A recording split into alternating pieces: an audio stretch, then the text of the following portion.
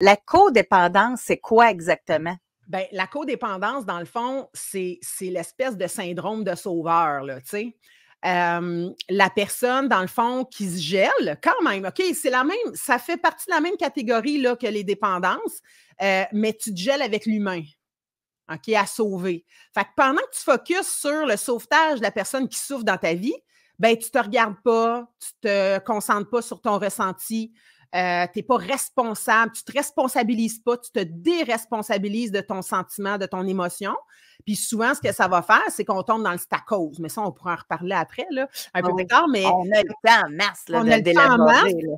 Fait que la codépendante ou le codépendant, c'est quelqu'un vraiment qui va avoir une tendance à sauver les gens.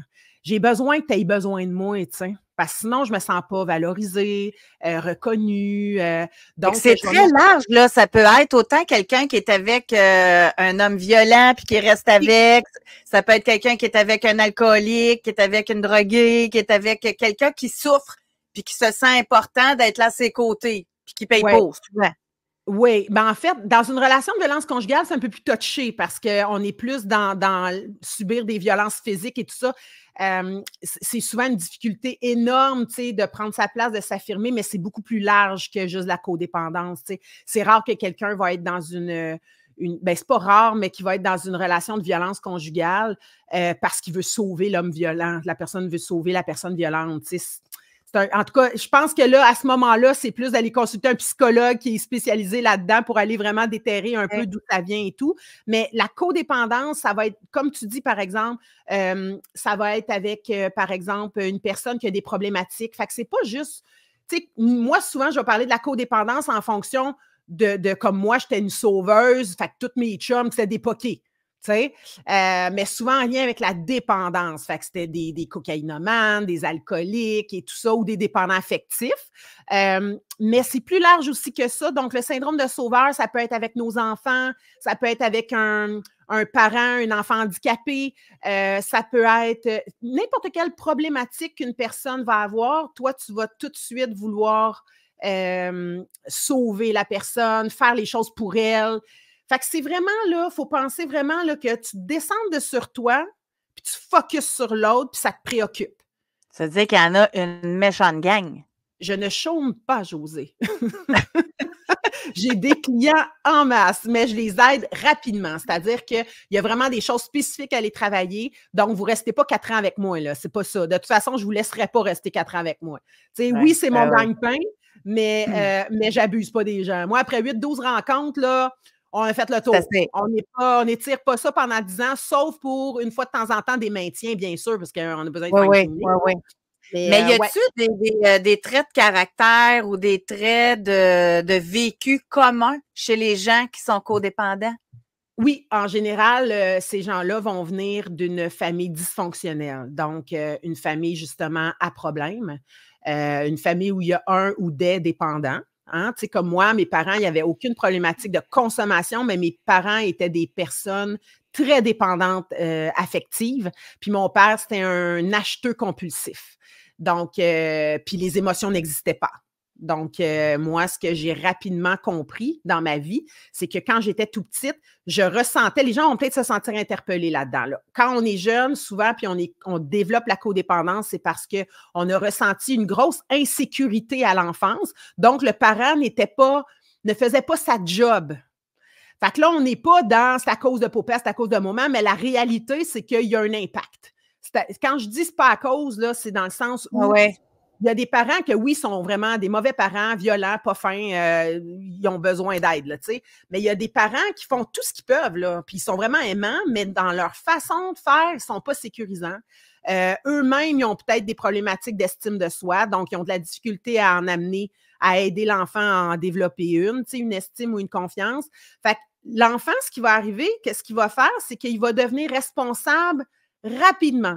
Donc, moi, j'ai pogné le mandat, là, rapidement d'être la mère, le père, toute la patente. Tu sais. Donc, c'était moi moi, j'étais tellement insécure et mon parent ne pouvait pas me sécuriser. Fait que je me suis trouvé des façons de me sécuriser en prenant les rôles de responsabilité. Je suis devenue vieille très vite. Donc, j'ai un peu raté un peu.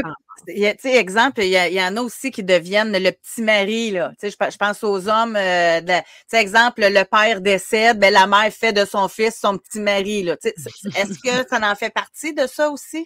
Ouais, non, ça, je pense que c'est un autre, c'est plus, ça, c'est malsain, là, de donner le rôle à quelqu'un, mais la codépendance, ça va être plus, l'enfant va prendre le mandat. OK, il va le prendre seul, là. Oui, parce qu'il y a une insécurité profonde. Alors, automatiquement, cette insécurité-là, on va avoir besoin de développer des mécanismes de survie parce qu'on va crever si c'est vide, là. Tu sais, le parent n'encadre pas. Fait que si le parent n'encadre pas, c'est comme on est dans le vide. Donc, pensez toujours à la blessure de l'abandon, le vide, le néant, le sentiment d'impuissance, de se sentir vraiment comme seul. Tu sais, alors que, fait que moi, j'ai pris rapidement le rôle du parent pour survivre. C'est vraiment de la survie. Alain pose une question. Y a-t-il une différence entre vouloir sauver puis vouloir materner? Oui, ça ne veut pas dire que les deux ne peuvent pas être ensemble, par exemple. Tu sais, la personne qui est sauveuse pourrait vouloir, là, on parle de materner, fait que je parle d'une femme, mais c'est pas important, là. Mais le désir de materner peut être combiné à quelqu'un, effectivement, qui a le rôle de sauveur, là, tu sais, ouais. OK. Ouais. Fait que donc, ça part d'une insécurité et de vouloir combler le vide, là. Tu sais, donc. C'est relié beaucoup à de l'anxiété. Le trou, là. Le sentiment d'insécurité, c'est le vide, c'est le trou qu'on va essayer de combler. Mais n'oubliez pas aussi que, faut pas que tu oublies, Josée, qu'il y a des blessures aussi qui poussent à l'enfance. Fait que c'est sûr et certain que moi, si j'ai une blessure d'abandon profonde, ben automatiquement, moi, je vais avoir des croyances aussi qui vont popper, là. C'est-à-dire que je vais commencer à dire, bon, OK, ça, c'est mes affaires à moi, là. Chaque personne qui nous écoute a ses discours intérieurs à eux, là. Mais moi, là, je me disais, oh boy, OK, si mes propres parents me regardent pas, m'encadrent pas, me sécurisent pas, je dois vraiment pas valoir grand-chose. Fait que ça, là, ça va avoir vraiment eu un impact sur toute ma vie. Tous les choix d'hommes, les choix d'amis, les choix de job, ça a eu un impact sur toute ma vie parce que ma croyance profonde, c'était que si mon propre parent ne me regarde pas, qui le fera? Fait que moi, j'ai commencé... Quand tu dis dans le choix de partenaire, il y en a beaucoup qui... Là, je vais faire attention à comment je veux le dire, ne interprétez pas ça mal, mais il y en a qui ne veulent pas viser haut, là, dans leur choix de partenaire parce qu'ils ne se sentent pas à la hauteur. Là. Oui. Fait que donc, ils vont choisir des gens qui ont des problématiques pour se sentir plus haute. C'est un peu ça? Ben oui, mais c'est plus... tu sais, la ligne de... C'est pas tant je veux me sentir plus haute malsaine, de façon malsaine, compris et conscientisé. C'est vraiment, j'ai besoin d'être reconnue, puis en sauvant quelqu'un de poqué, je me sens utile. Je me sens importante, que j'ai pas eu ça dans le regard de mon père ou de ma mère, moi. Fait que là, moi, le gars ou la fille, tu sais, elle trippe, là, puis je la sauve, là, puis là, tu sais, sa vie va mieux, là. Fait que, wow, je suis quelqu'un. Alors, c'est comme la recherche à combler cette espèce de vide-là, puis cette reconnaissance-là que je ne suis pas capable de me donner à moi-même. Alors que dans une relation avec quelqu'un qui est épanoui, qui n'a pas de problème, la personne se sent comme où ma place, c'est plus difficile. La personne, de toute façon, le codépendant ou la codépendante ne choisira pas une personne qui est saine. Elle ne choisira pas cette personne-là. Il y aurait 5 personnes en avant d'elle, 4 sains équilibrés, puis un qui est poqué, elle va choisir le poqué, même si elle ne sait pas qu'il est poqué. Elle va le savoir. La personne, elle va le savoir, puis elle va dire « Je peux pas croire qu'encore me suis fait avoir. » Tu as choisi. Moi, je ne crois pas ça qu'on attire le monde. Moi, ça me frise les oreilles quand le monde me dit ça. « Ah ouais, moi, j'attire du monde de même. » Non. Tu vas y chercher. Tu vas y chercher. C'est juste que tu ne sais pas que tu es choisi.